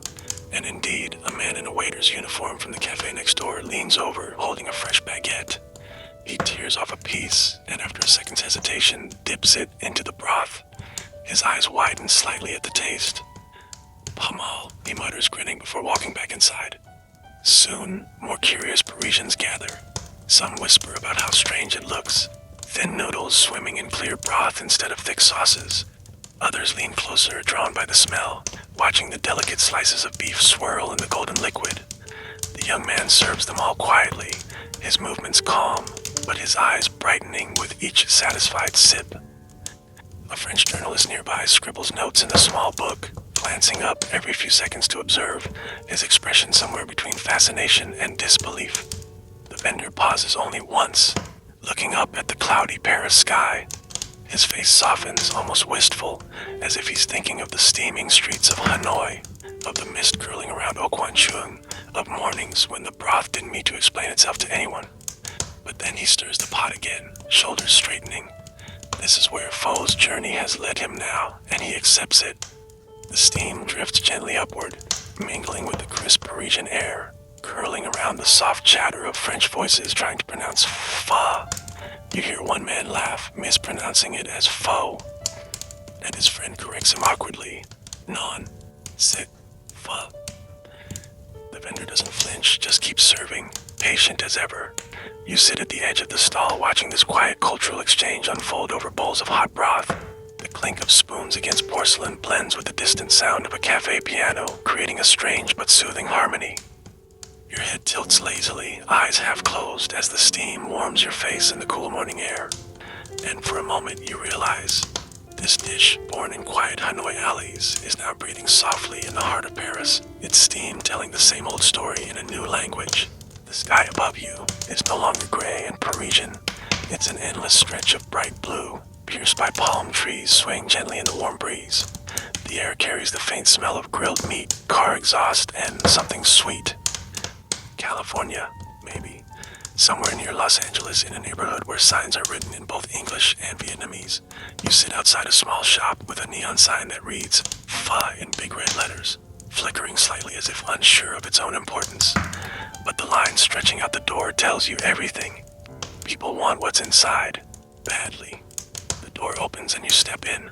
The space hums with energy, tables packed, bowls clinking, and the sound of slurping in at least 3 different languages. The air is thick with steam and the comforting scent of slow-simmered bones. This isn't a quiet Hanoi alley anymore. This is a bustling hub for those who brought a piece of home across the ocean. At the center of it all is an older man moving with practiced ease behind the counter. His hands are quick, his face serious, but his eyes soften every time he slides a steaming bowl across the counter. You can tell immediately this is someone who has carried pho across half the world, not just as food, but as memory. A young American man sits at a table near you, poking his chopsticks into the noodles uncertainly. How do you even eat this? He laughs nervously. His Vietnamese friend across the table grins, showing him how to lift the noodles, blow gently, then dip the spoon into the broth. The American mimics him, takes his first sip, and his expression shifts instantly. Oh, wow, he says, blinking. This is incredible. You remember reading somewhere in the late 1970s and 80s, as Vietnamese refugees settled in the United States, pho became not just a meal, but a lifeline, a way to keep memories alive. By the 1990s, it had exploded in popularity, especially in cities like Los Angeles, Houston, and San Jose, where entire streets smelled like simmering beef broth. A waitress walks past, balancing 3 bowls in her hands. A group of teenagers, half Vietnamese, half something else, Filipino, Mexican, maybe, laugh loudly at the table, switching between English and Vietnamese mid-sentence. Extra hoisin, one of them says, grinning, and his grandmother sitting beside him swats his arm gently, muttering, "Too much sauce, you ruin the broth." Across the room, an older man sits alone, staring into his bowl. His face is lined with years, his eyes distant, but when he takes his first sip, a quiet smile softens his expression. You can almost feel what he's tasting. Not just beef, not just noodles, but mornings back in Hanoi, mist curling around the old city gate. The shop owner catches your gaze for a brief moment. His face doesn't change, but his eyes carry a quiet pride, as if he knows he's doing more than cooking. He's keeping something alive. The steam rises thick in the warm California air, curling toward the ceiling fans as the chatter hums around you. People eat quickly, noisily, joyfully, and yet there's something deeply comforting beneath it all, something shared between strangers in every sip of the broth. You rest your elbows on the table, feeling the warmth of the bowl in front of you, the scent rich and familiar despite being thousands of miles from where it was born. Your eyes grow heavy as the noise fades to a soft murmur and the steam seems to carry you gently home, even while you're sitting here in this bright, crowded American pho shop. The California sun has faded into the soft hum of an evening neon glow, but the pho craze isn't slowing down, it's spreading fast. You're sitting now at a different shop, this one tucked into a busy street where the smell of pizza, tacos, and fresh pho all mingle in the air. But tonight, your attention is on something strangely amusing. The sign above the shop reads, Pho, in big bold letters, glowing proudly in bright yellow. You almost laugh out loud, but no one else seems to notice. A young American couple steps in, looking curious, the woman whispering, I think it's pronounced pho, right? Her boyfriend nods confidently, repeating, yeah, pho, like your enemy, but it's soup. Inside, the restaurant is bustling with chatter, English mingling with Vietnamese, Spanish, and a dozen other languages. A chalkboard menu lists it as pho noodle soup, complete with phonetic spelling, pho. You take a seat at a corner table, shaking your head with a grin, but the bowls being carried out by the servers don't care what anyone calls them. The steam rising from them is still the same, golden and fragrant, shimmering under the warm lights. The waitress sets a bowl in front of a middle-aged man with a Boston Red Sox cap. He leans forward, takes a sip, and sighs contentedly. Man, this pho stuff is amazing, he says loudly, and a young Vietnamese kid at the next table snickers, whispering to his friend, it's pho, not pho. The friend shrugs, laughing. As long as he likes it, who cares? You remember reading a funny anecdote once. In the early 2000s, mispronunciations of pho became so common in Western countries that some restaurants deliberately wrote it wrong on purpose, just to attract customers who didn't know how to say it. Historians of food culture still debate whether that helped or hurt pho's authenticity abroad, but watching the happy faces around you, you doubt anyone here is worried about that. Across the room, a group of college students are attempting to teach their friend how to say it right. It's more like, pho. One girl explains, stretching the word, like you're surprised. Pho. The friend laughs so hard she nearly spills her drink, repeating it exaggeratedly. Pho. Oh my god, this is harder than French class. The owner, a tired but cheerful older woman, just smiles from behind the counter, clearly used to hearing every possible version of the word. Her only concern is that people leave full and happy, the girls around you, carrying the same old scent of spices and slow-simmered bones. Even here, halfway across the world, the broth hasn't changed its soul. It doesn't matter if someone calls it pho, pho, or fur, it still does what it has always done. Comfort, nourish, connect. You rest your chin in your hand, watching the bowls disappear quickly from tables, laughter mixing with the rhythmic slurps. The neon sign outside still flickers pho-y stubbornly into the night, but the steam rising from every bowl tells the real story. Your eyelids grow heavier as the chatter fades into a warm, happy hum. The mispronounced name might make you smile, but the broth's soft breath, steady, patient, unchanged, is what lulls you gently towards sleep, reminding you that pho doesn't care what you call it, as long as you come back for another bowl. The night hums with a different kind of energy now, softer and more polished. You're no longer in a cramped family shop or a casual street corner. You're sitting in a sleek, modern restaurant, the kind with dimmed lights, soft jazz playing in the background, and servers gliding between tables in crisp uniforms. A gold-lettered menu rests on your table, and when you open it, you nearly choke at the sight. Signature Wagyu Pho, $100. The room smells rich, not just of beef and spices, but of something indulgent. Truffle oil maybe, and the faint sweetness of wine. The pot, simmering in the open kitchen, isn't chipped or worn. It's stainless steel, gleaming under the warm lights. A young couple sits at the next table, dressed like they've just come from a gala. The woman adjusts her pearl earrings as the waiter sets down 2 bowls, each one served on a tray lined with delicate herbs arranged like artwork. The broth glistens under the light, its golden surface dotted with just enough fat to look luxurious, not greasy. The man stirs his bowl carefully, whispering, "I heard this place uses Japanese wagyu and bone marrow roasted for 12 hours. The woman nods, eyes widening slightly as she takes her first sip. "It's like silk," she murmurs, her voice reverent. You can't help but smirk a little. This isn't the pho of dusty mornings and squeaky bamboo poles. But you also can't deny that it smells incredible. There's a story that drifts through your mind. The first luxury pho was created by a Vietnamese chef in the early 2010s, adding foie gras, truffle, and wagyu beef, selling for hundreds of dollars a bowl. Food critics debated whether it was a respectful evolution or a gimmick, but it sold out almost every night. Historians of food culture still argue whether pho belongs in fine dining or if it should remain humble street food. At another table, a man in a designer suit snaps a photo of his bowl before tasting, muttering, "This is the most expensive soup I've ever eaten." His friend laughs. "Don't call it soup, it's art." The chef, visible through the glass kitchen wall, moves with precise, almost theatrical motions. He ladles broth with a flourish, arranges thin slices of wagyu like a painter brushing delicate strokes onto canvas. Yet, as you watch the steam curl upward, you feel the same familiar warmth in your chest.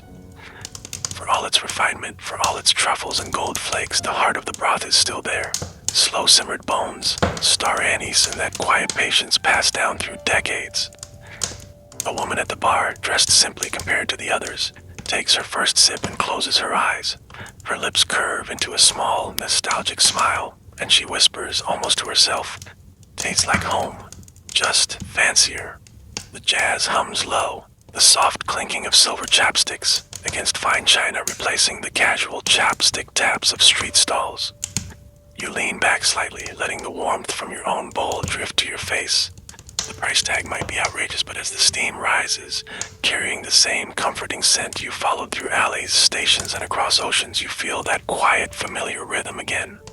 Your eyelids grow heavy, lulled by the soft music, the low murmur of polite conversations, and the gentle bubbling of a pot that, no matter how luxurious, still breathes like every faux pot before it. The morning light slants through the blinds of a tiny convenience store, glinting off rows of shiny plastic packets stacked neatly on metal shelves. The bright, cheerful colors shout promises in bold letters. Pho instant, ready in 3 minutes. You stand in the aisle, staring at the packages. Some have pictures of steaming bowls with impossibly glossy broth. Others show cartoon cows smiling as if they personally approved the recipe. It feels strange, so far from the heavy clay bowls, from the misty Hanoi mornings, from the soft hum of bubbling bones. A young woman walks past, dropping 3 packets into her basket without hesitation. "Perfect for lunch," she mutters to herself. Nearby, a student in a hoodie grabs a whole bundle, stuffing it into his backpack. You follow him out to a small apartment kitchen where he tears the packet open. A square of dried noodles slides out with a soft crackle, followed by a tiny foil packet of seasoning powder and another of oil. He pours hot water over it, stirring lazily. The smell that rises is faintly familiar. Star anise, beefy saltiness, but thin, almost like a whisper of the real thing. He takes his first bite, sighing in satisfaction. "Not bad," he says to no one in particular, slurping quickly before returning to his laptop. You remember an odd fact whispered in food history circles. When pho instant noodles were first introduced in the late 1950s, many older vendors scoffed, calling it fake pho. Some even claimed it would destroy the tradition. But as decades passed, instant pho became a quiet lifeline for students, workers, and Vietnamese immigrants who couldn't find fresh bowls nearby. It wasn't perfect, but it carried just enough of the flavor to remind them of home. A grandmother sitting in the same apartment complex opens her own packet slowly, almost reverently. She sprinkles fresh herbs into the bowl after cooking, adding a squeeze of lime. She takes a sip, her eyes softening. "Not like the old days," she whispers, "but close enough." Back in the convenience store, a clerk stacks more packets on the shelf, humming quietly. Each packet glints under the fluorescent lights, promising a piece of something bigger than just a quick meal. You sit on a plastic stool near the kitchen, watching the student finish his bowl in minutes. The steam fades quickly, vanishing long before the quiet patience of a real faux pot would allow. But there's still warmth here, still comfort in those quick slurps. The scent lingers faintly in the air, lighter, thinner, but carrying the same bones of history. Your eyelids grow heavy as you imagine all the hands reaching for these packets across the world, eating hurriedly, maybe on lunch breaks, maybe late at night, each of them holding a quiet shared memory of something much older, much slower, still breathing somewhere far away. The sun has set and the world glows under the soft light of movie screens, ends, and TV sets. You're not in a kitchen or a street stall this time. You're in a dark living room where the flicker of a screen paints everything in shades of blue and gray. On the screen, a city hums with life, actors rushing through a busy Asian market. And there it is, a flash of steam, a quick shot of noodles being lifted with chopsticks, broth shimmering golden under studio lights. Someone slurps loudly on screen, sighing in delight. Pho has made its way into film. The family sitting around you leans closer to the screen. A teenager whispers, "Hey, that's pho, right? They're eating pho." Her younger brother grins. "It's in a movie now, that's so cool." The scene cuts to a close-up of the bowl, star anise floating gracefully in the broth.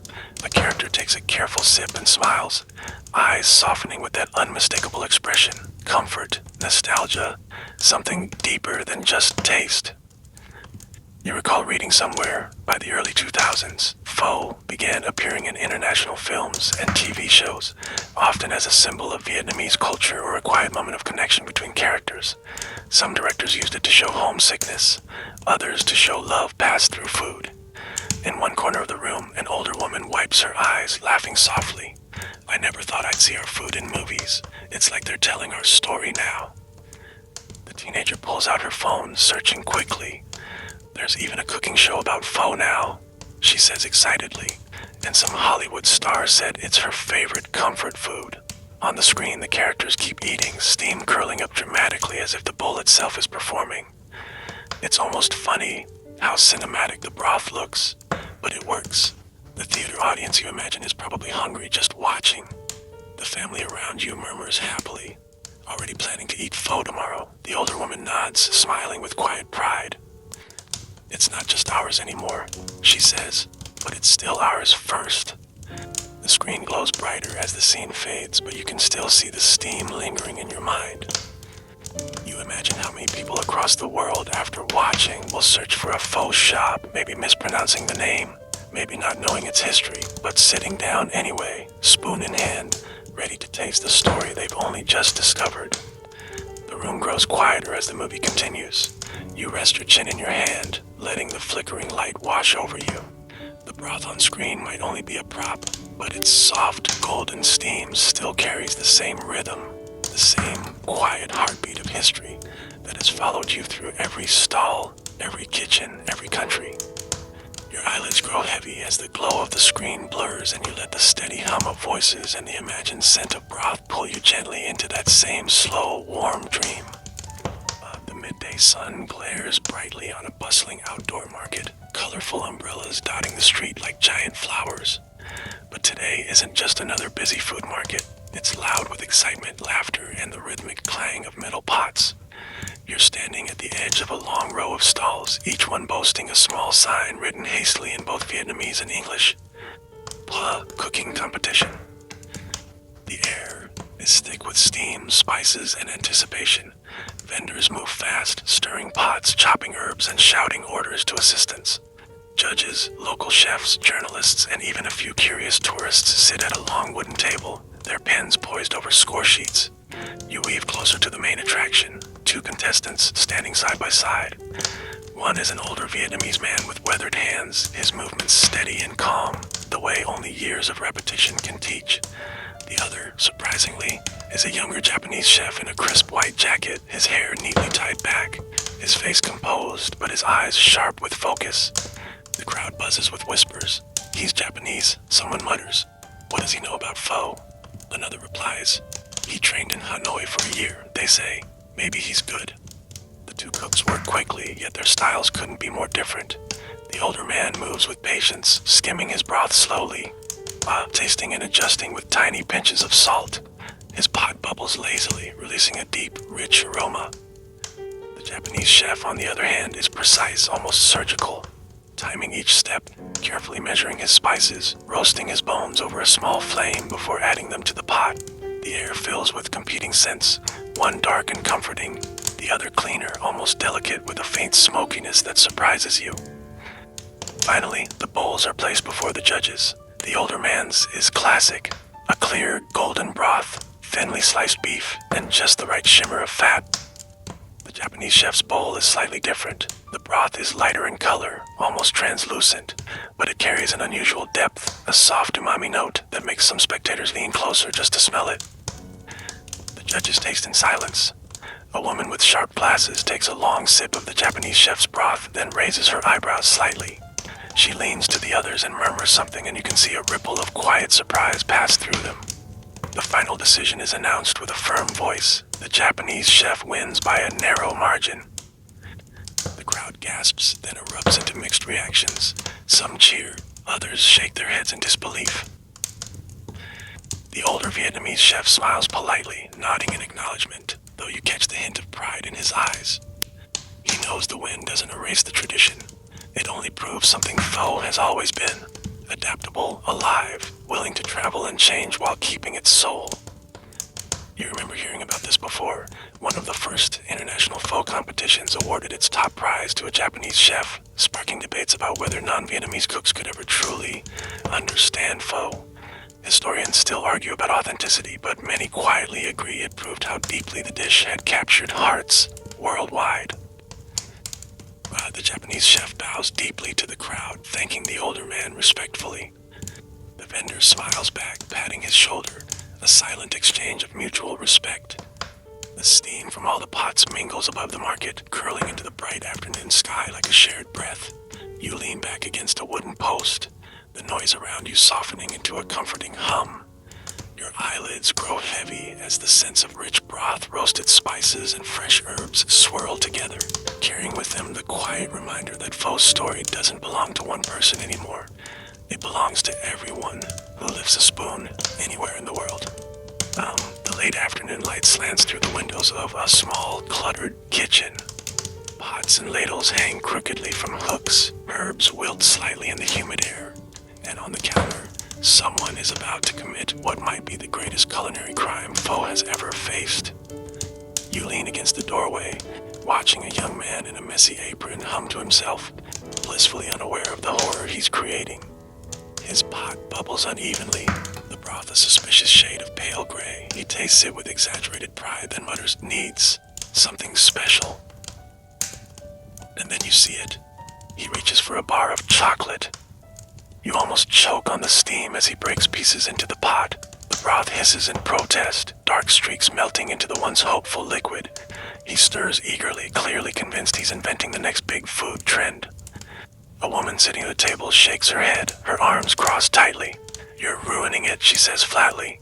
"Pho doesn't need chocolate." He waves her off. "You don't get it. Sweetness balances the beef. This will be revolutionary." The smell that follows proves her right. It's bizarre, a clash of beef, star anise, and sugary cocoa. A neighbor passing by peeks in, sniffs the air, and grimaces. "What is that?" he mutters. You recall a funny story told by old Pho vendors. In the early days of Pho's international spread, people experimented wildly by trying to modernize it. Some added cheese, others dumped in ketchup, and, yes, a few even stirred in chocolate.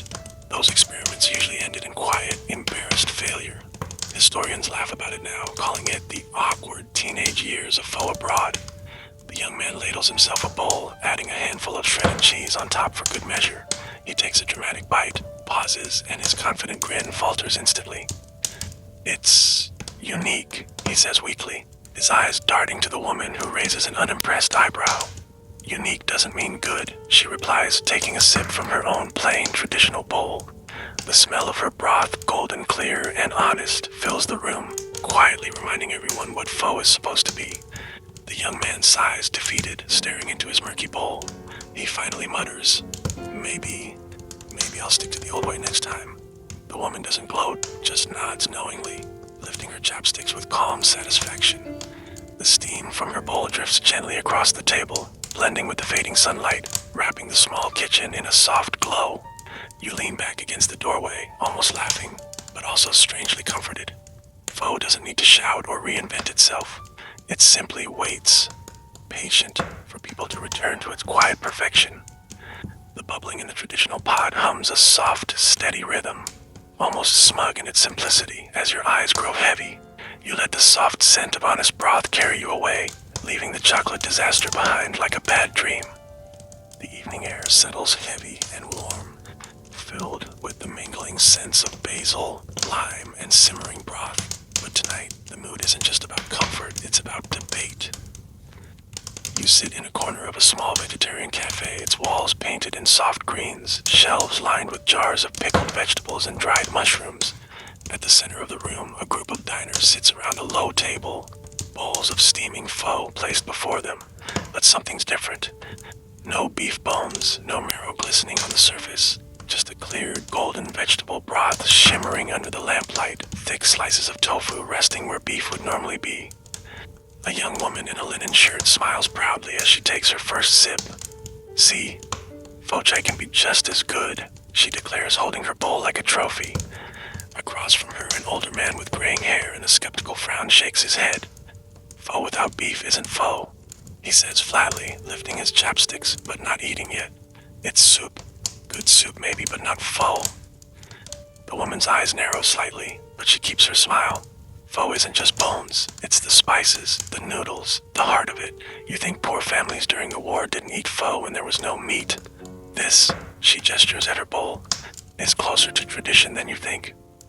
You remember hearing the same argument whispered through markets and kitchens. The rise of vegetarian pho or pho chai split opinions sharply. Some embraced it for religious or health reasons, while traditionalists argued that without beef it loses its soul. Historians still debate whether pho chai should be considered part of pho's true history. The older man finally tastes the broth, his expression softening just a little. It's not bad, he admits reluctantly, but it's still missing something. The woman laughs, tossing fresh herbs into his bowl. Maybe it's missing your willingness to change. A younger man sitting beside them adds quietly, pho has changed 100 times already, why not one more? His words hang in the air, silencing even the skeptics for a moment. The cafe hums softly, spoons clinking against bowls as people eat. The broth, though lighter and greener, still releases that comforting steam, curling lazily upward. A couple at a nearby table, clearly new to pho chai, murmurs to each other, it's different, but still feels like pho.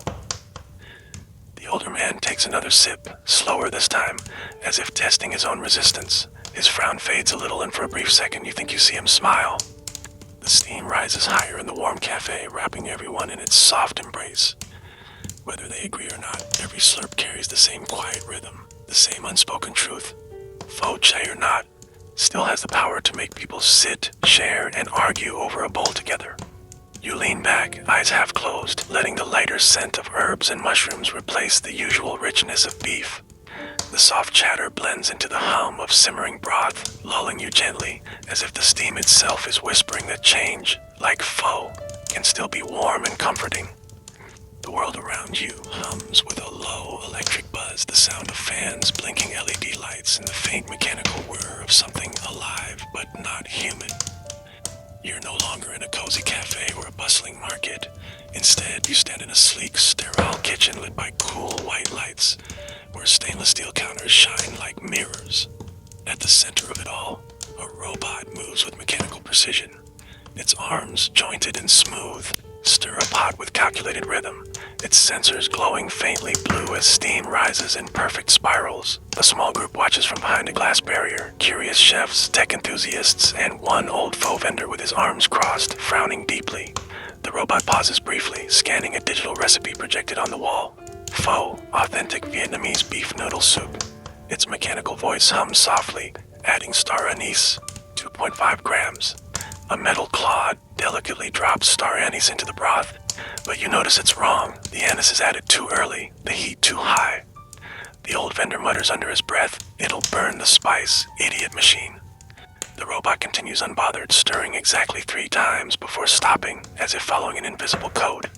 It moves on to sliced beef, perfect, paper-thin slices, stacked neatly. Impressive, but somehow lifeless, like they're cut by a photocopier rather than hands that understand how meat should bend and soften in broth. Finally, it ladles the broth into a bowl. The color is close, almost right, but the steam doesn't carry that deep layered scent you know so well. The broth smells clean, efficient, but soulless, like a copy of a painting missing the brushstrokes. A young tech developer watching claps enthusiastically. See? Perfect pho every time, no human error. The old vendor shakes his head, stepping closer to the glass. Pho isn't perfect because it's exact, he says firmly, though maybe only to himself. It's perfect because you feel when it's ready. There's a quiet rumor you remember hearing. A company once tried to teach AI to cook pho by feeding it thousands of recipes, but the result was always almost pho, never real pho. Historians laugh about it now, saying machines can mimic steps, but never the patience, the instinct passed through generations. A young woman tasting the robot's bowl takes a polite sip and smiles nervously. It's good, she says, then hesitates. But it doesn't taste warm, not in here. She taps her chest gently. The old vendor watches her, nodding slowly. The robot stirs the pot again, unfeeling, repeating the same motions, its mechanical arms gliding with flawless consistency. But as you stand there, you can feel it. The difference between cooking and listening to a broth, between following a recipe and knowing when the pot itself whispers that it's ready. The steam rises steadily, curling perfectly upward, but it feels colder somehow, missing that soft human hum that always lingered around every pho pot you've sat beside. You lean against the glass, letting the soft hiss of the machine blur into a lullaby of sorts. The room smells almost right, but not quite, and that faint absence, that missing warmth, makes your eyelids heavy as if the steam itself is quietly reminding you that some things can't be coated. The night is quiet now. No bustling markets, no clattering chopsticks, no sharp voices arguing over sweetness or clarity. Just a single pot, simmering gently under the soft glow of a paper lantern. You sit cross-legged on a low wooden stool, the familiar warmth wrapping around you like an old friend. The broth whispers in low bubbles, its scent carrying everything you've followed through this long journey, the misty mornings of Hanoi, the bustling corners of Saigon, the polished cafes of Paris, even the humming kitchens of America. It's all here, folded into the steam, as if every story, every hand that stirred a pot before this one, left a quiet trace behind. The vendor stands silently beside it, older now, his back slightly bent, his hair streaked with gray. His hands move slowly, almost reverently, skimming the broth with the same careful grace you've watched for so many nights. He doesn't speak, but his movements tell you everything. This is no longer just food. This is a lifetime in a pot. A single bowl waits in front of you. The noodles rest like silk ribbons, the beef thin and tender, the broth clear but glowing softly in the lantern light. You can feel the weight of it even before touching it, not just the weight of the bowl, but of history itself. Heavy with stories, laughter, arguments, and quiet tears. There's no rush. You lift the spoon slowly, girl-like, letting the steam rise against your face, warm and comforting. You take the first sip, and for a moment, you taste it all. The first hesitant experiments with beef bones, the spice wars, the train to Saigon, the neon signs of America, even the mistakes of chocolate and robots trying too hard to understand. It's all here, but softened, blended into something whole. You rest the spoon back in the bowl, your fingers curling around the warm ceramic. The vendor glances at you once, his expression calm but his eyes kind, as if asking a silent question. You understand now, don't you? You nod without words. The steam rises gently, swirling upwards, slower now, as if even the broth knows this is the end of its story. The bubbles quiet to a soft hum, like a slow breath exhaled after a long journey. Your eyelids grow heavy as the warmth seeps deeper into you. The lantern flickers softly, the shadows on the walls swaying lazily. The pot keeps breathing slower, wrath softer, until the sound blurs into silence. And as you drift, you feel it.